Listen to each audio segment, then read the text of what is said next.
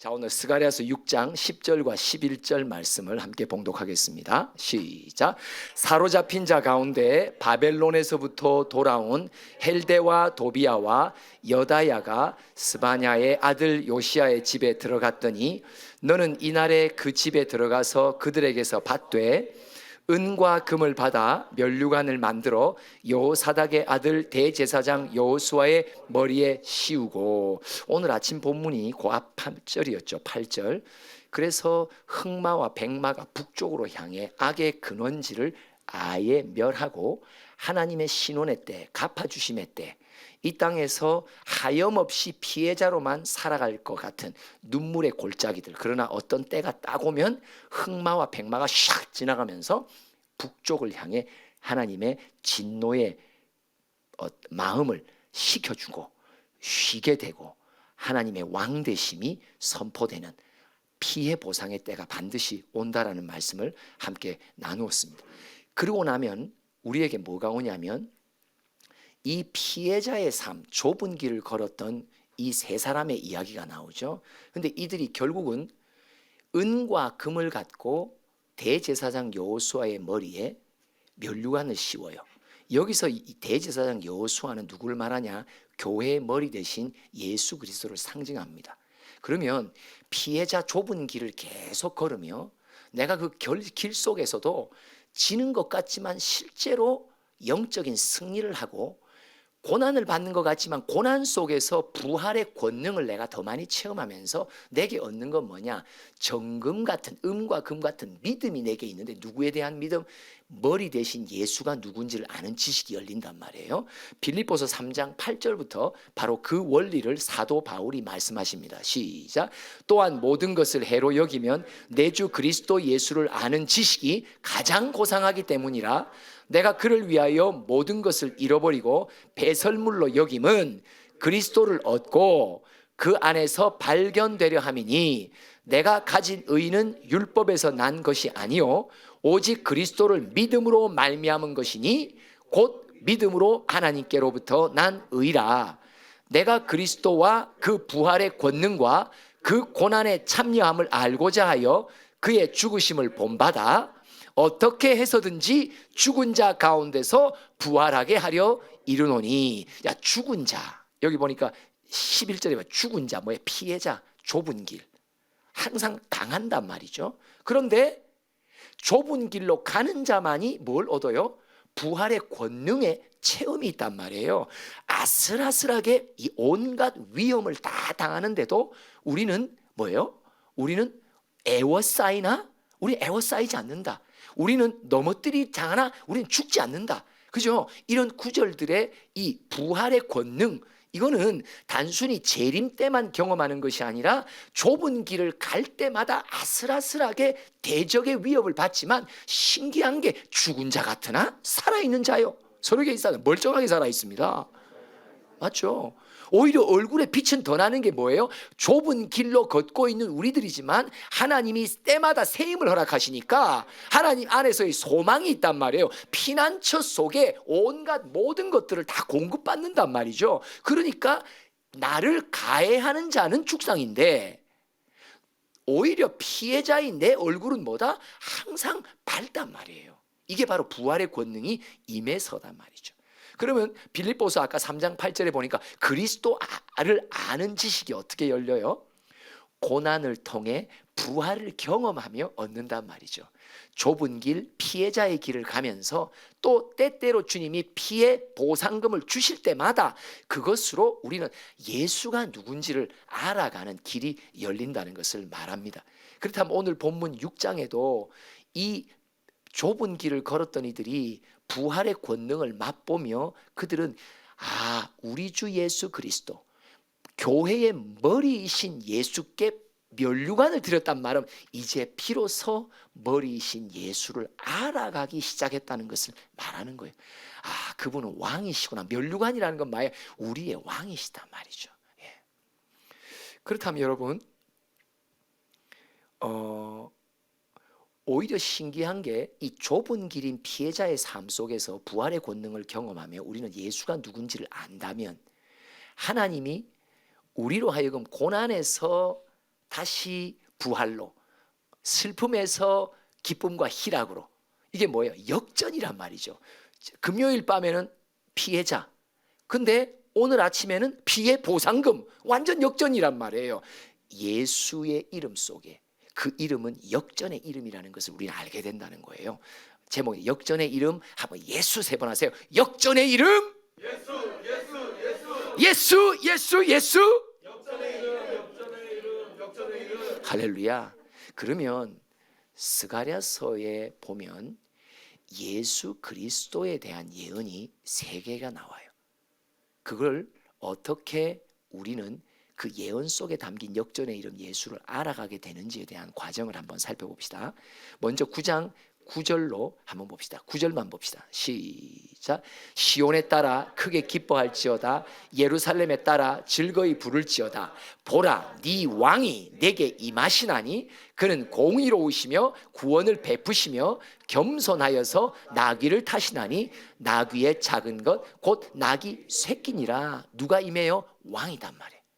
근데 여러분, 왕이 우리에게 왔구나. 아, 예수는 나의 왕이구나. 예수 우리 왕이요. 참 말은 예수는 왕이지. 아유, 진작부터 들었지. 그렇지만 문제는 뭐냐? 그 예수의 왕의 통치를 내가 얼마나 받고 있는 자이냐에 대한 관건이 여기 달려있단 말이죠. 예수님께 왕의 면류관을 씌운다는 말은 뭐예요? 이제야 비로소 내 입술로, 내 지식 생각으로 있었던 예수의 왕이라는 것이 이제는 그분이 친히 우리를 다스리시는 왕이시라는 것을 진정으로 마음을 다해, 뜻을 다해, 몸과 힘을 다해 고백하는 지식이 열렸다는 것을 말하는 거예요.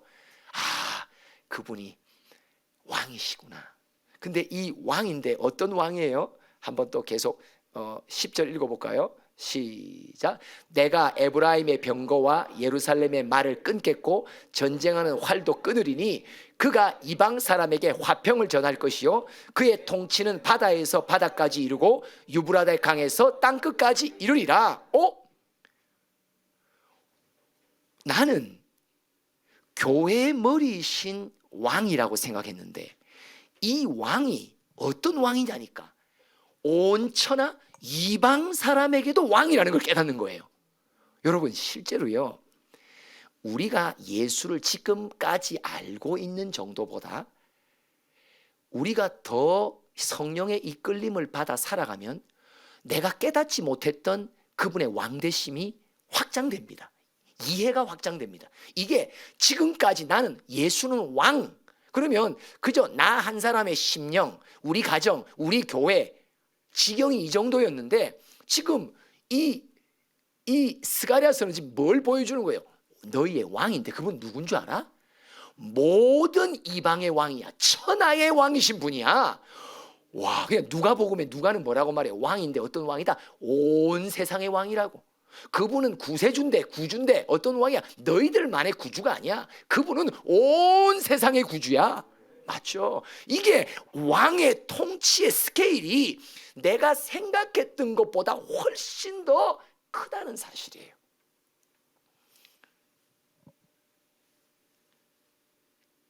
(14장 16절) 볼까요? 이제 나중에 이게 이제 나오는 거죠. 시작. 예루살렘을 치러 왔던 이방 나라들 중에 남은 자가 해마다 올라와서 그 왕 만군의 여호와께 경배하며 초막절을 지킬 것이다. 아니, 예루살렘 교회 입장에서는 우리의 가해자였던 이방 나라들 맨날 들이받고 치고 우리에게 큰 슬픔과 아픔을 주었던 이들, 그런데 어느 때가 되니까 어떤 열매를 봐요? 엉뚱하게 하나님의 교회 안에 멤버가 오는데 어떤 멤버가 나를 쳤던 이들이 오기 시작한단 말이에요. 이방 나라들 중에 남은 자가 해마다 올라와서 그 왕, 어떤 왕? 이방 나라에게도 왕이신 분, 나에게 가해했던 나와의 원수, 대적으로 여겼던 이들. 그래서 이사야 19장에 뭐라고 끝판에 나와요? 애굽도 내 나라다고. 아이고, 아수르도. 아수르는요 세계적으로 가장 잔인한 민족이거든요. 근데 아수르에도 남은 자가 있어요. 블레셋에도 남은 자가 있어요. 또 에돔에도 남은 자가 있어요. 신기하죠. 이스라엘 백성 교회를 가해했던 민족들 가운데도 영생 받기로 작정된 자들이 여호와께 오는데, 그때서야 내가 뭘 깨닫냐? 와, 이거 내가 고백했던 왕이신 예수가, 그분의 통치와 그분의 나라의 지경이 엄청 넓다는 것을 깨닫게 된다는 것을 말하는 거예요. 우리가 더 깨닫게 되기를 원합니다. 사실 중국의 선교가 다시 열리지만 중국은 어떤 나라입니까? 이 나라의 마지막 운명의 기로 속에 대적을 했던 나라입니다. 그때는 우리 뭐라고 배워? 중공군이라고 했습니다. 예, 이들이 거의 쳐 올라갈 때, 한반도를 다시 회복시킬 때 다시 쳐내려와서 이들이 우리 민족의 씨와 마지막 등불을 끌려고 했던 이들입니다. 근데 보십시오. 지금 우리는 눈물로 누구를 위해 기도합니까? 한때 우리의 대적이었던 민족을 위해 기도하게 하신단 말이에요. 진짜 이거는요, 정확하게 이 이야기를 하는 거예요. 정확하는 거예요. 우리는 이들에 의해서 침략을 받는 세대가 아니었기 때문에 그 아픔을 모릅니다. 그러나 일제에 의해서 강점기 때 계셨던 우리 조상들, 중공군에 의해서 가족을 잃었던 분들, 우리 가족들도 이북 출신이기 때문에 이 피해를 엄청나게 많이 봤거든요. 근데 지금은 우리는 그 모든 역사의 상처와 아픔을 어디 갔는지 알 수 없을 정도로 오히려 중국 교회와 성도들과 그 민족을 위해 더 많은 눈물과 사랑을 지금 하나님께서 요구하고 계실 때, 이게 바로 이 구절을 하는 말이라고 말이죠. 맞습니다. 그러면 어떻게 이런 왕의 지경, 이렇게 온 세상의 왕이신 예수를 알아가게 되도록 하실까? 9장 13절로부터 16절까지 읽어봅니다. 시작. 내가 유다를 당긴 활로 삼고 에브라임을 끼운 화살로 삼았으니 시온아, 내가 네 자식들을 일으켜 헬라 자식들을 치게 하며 너를 용사의 칼과 같게 하리라. 여기서 유다, 에브라임, 내가 너희를 싸우도록 군사를 만들 거야. 시온아, 내가 네 자식들, 너의 다음 세대도 내가 일으켜 군대로 만들 거야. 헬라 자식들 뭐예요? 악한 영의 후손들, 악한 영에 대해서 너희가 넉넉히 이길 수 있도록 용사의 칼과 같이 내가 너를 만들 거야. 계속 시작. 여호와께서 그들 위에 나타나서 그들의 화살을 번개같이 쏘아내실 것이며 주 여호와께서 나팔을 불게 하시며 남방 회오리 바람을 타고 가실 것이라. 만군의 여호와께서 그들을 호위하시리니 그들이 원수를 삼키며 물맷돌을 밟을 것이며 그들이 피를 마시고 즐거이 부르기를 술 취한 것 같이 할 것인즉 피가 가득한 동이와도 같고 피 묻은 제단 모퉁이와도 같을 것이라.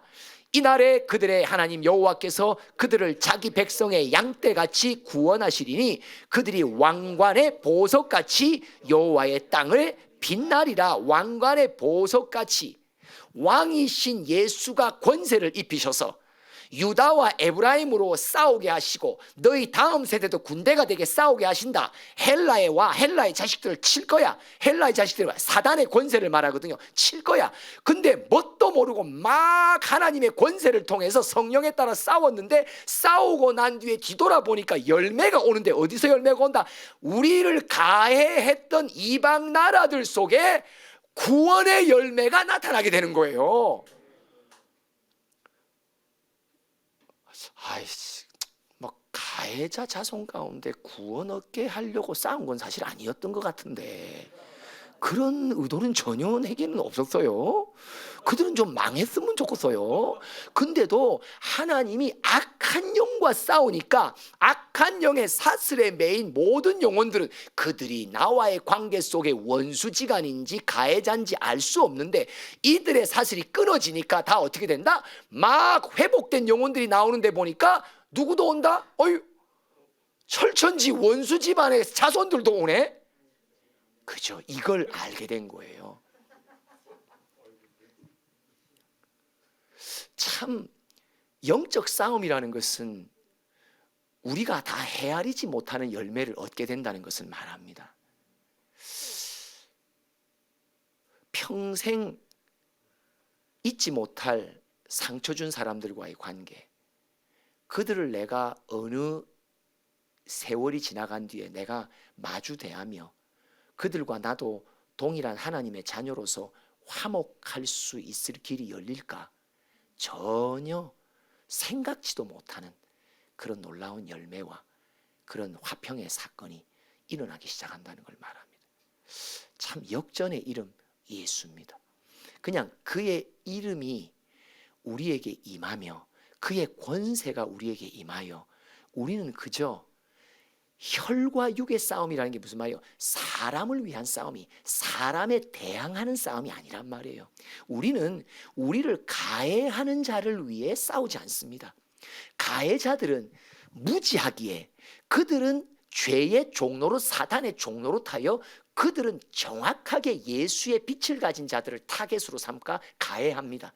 그러나 우리의 피해자의 싸움은, 그래서 왜 피해자라고 말하냐? 우리는 막 사람들이 뭐라고 나한테 조롱해도 야, 미안한데 내가 너랑 싸울 겨를이 없다.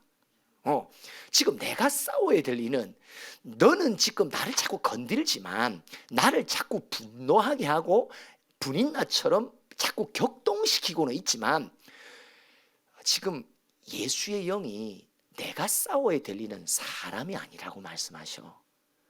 오히려 너를 조종하고 있는 이면의 악한 세력을 향해 싸우라고 하셔. 그렇기 때문에 그는 나를 계속 가해해요. 가해를 통해서 나는 계속 사람의 관계 속에서는 나는 계속 피해자예요. 근데도 실제로 피해자 속에 주님의 피난처 안에서 예수의 권세와 이름으로 계속 악한 영과 싸우는데 보니까 이 피해 보상금 속에 누가 들었냐니까 원수의 자녀들과 그들의 영혼이 열매로 맺어지는 보상금도 거기 들었더란 말이에요. 이건 진짜요, 하나님의 나라는요, 이건 알 수가 없어요. 알 수가 없어요. 그래서 역전의 이름이에요. 무슨 말이에요? 내가 예수를 안다라고 했던 것이 내 생각 자체도 역전된다는 거예요. 내 상황이 피해자라서 피해자 보상금을 수혜하는 자라서 역전되는 것도 있지만, 지금까지 내가 알았던 예수하고는 완전히 역전되는, 내 주님이 그런 분이구나. 나를 가해하는 사람들 속에서도 주님이 어쨌든지 간에 구원해 내시려고 하는 영혼이 그들 속에서 있다라는 사실. 역전의 이름 예수. 나는 아직 주님을 잘 모릅니다. 싸우게 하시고 싸움을 통해 목도하게 하는 열매를 보면서 그때서야 깨달아지는 것은, 우리 주님은 온 세상의 왕이시구나. 이 세상의 나와의 관계에서 원수들까지도 주님은 다스리길 원하시는 왕이시구나. 주님의 나라는 누구든지 들어오도록 하나님이 문을 여신 나라이구나.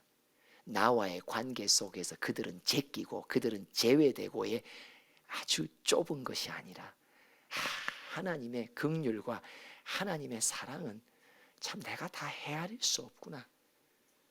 영적 싸움 속에 얻게 되는 열매를 통해 우리는 그 이름 예수를 조금씩 더 알아갑니다. 역전의 이름 예수. 삼창합니다. 시작. 역전의 이름 예수, 역전의 이름 예수, 역전의 이름 예수. 함께 우리 찬양으로 기도하겠습니다.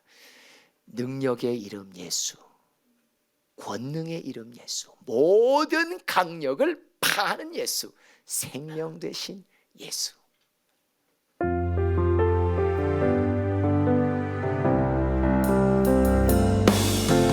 능력의 이름 예수, 권능의 이름 예수, 모든 강력을 파하는 예수, 생명 되신 예수, 치유의 이름 예수, 치유의 이름 예수, 아멘. 용서의 이름 예수, 자유 주시는 그 이름 예수, 생명 되신 예수. 2절 가사를 보니까 우리 다 영적 싸움 속에 싸우게 하시는 영혼들을 가리지 말라. 네 원수든 대적이든 네 친구든 그런 감동은 주지만 사실 우리는 받은 상처 때문에 다 뒤끝이 남아 있어요. 맞죠? 이 뒤끝이요 아주 오래 가요. 근데 오늘 2절 가사를 제가 보는데 어떤 마음이 드냐? 네 뒤끝 남아 있는 것도 말끔히 씻은 것은 뭐냐? 그 영혼이 돌아오는 걸 네가 보면 너 더 이상 뒤끝이 남지 않을 거라고. 결국 나를 가해했던 자들 속에서 회복되어 돌아오는 놀라운 구원의 열매를 볼 때서야 비로소 내 안의 모든 상처와 아픔은 말끔하게 씻어집니다. 바로 그때가 치유의 날입니다. 그때가 마지막 남겨진 뒤끝까지도 다 용서로 화목케 하는 아들, 하나님의 아들이라 일컫는 자. 우리 다시 2절 가사 같이 하겠습니다.